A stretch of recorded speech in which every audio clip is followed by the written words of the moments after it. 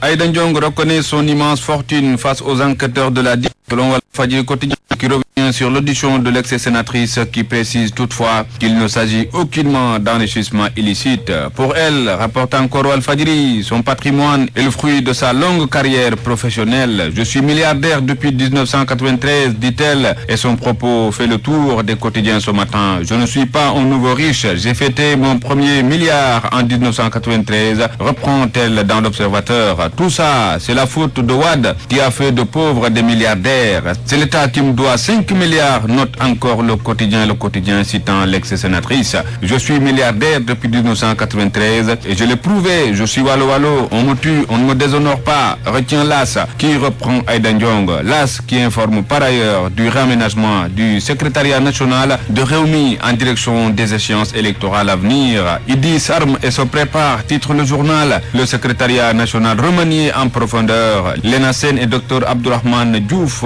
entrent en force dans le sein des saints. Idi attend de Macky des mesures hardies et urgentes pour soulager les populations. Pour les enquêtes sur l'enrichissement illicite, Rewmi appelle au respect des droits de la défense et au secret de l'instruction, renseigne encore l'As quotidien. D'où le titre de enquête bien mal acquis, séparation des pouvoirs, situation sociale. Idrissa Seck sermonne le gouvernement. Idi lance son appareil de conquête du pouvoir, indique encore le populaire. Les jeunes au cœur du dispositif. Pourquoi certains caciques comme Diouf et Oumar Gueye pas dans l'équipe? Le populaire qui tente des réponses interroge par ailleurs des sources qui pensent qu'Idrissa Seck a tout bonnement violé les dispositions statutaires de son parti en procédant ainsi à la restructuration du secrétariat national de sa formation politique, car le secrétariat national est élu par le congrès de Ngor Diarama de septembre 2011 et pour certains responsables de Rewmi, seul le congrès peut pourvoir au changement des membres du secrétariat national. Le quotidien s'entretient avec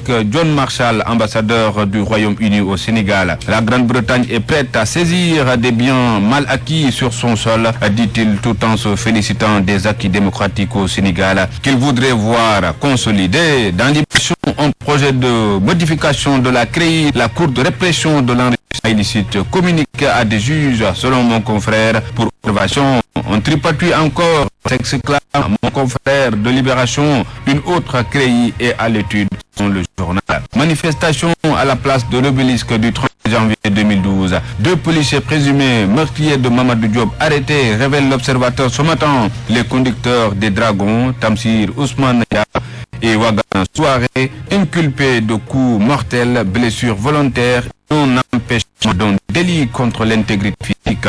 Le juge du 3e cabinet dessaisi au profit de Massémou Diouf, nous dit encore l'Obs.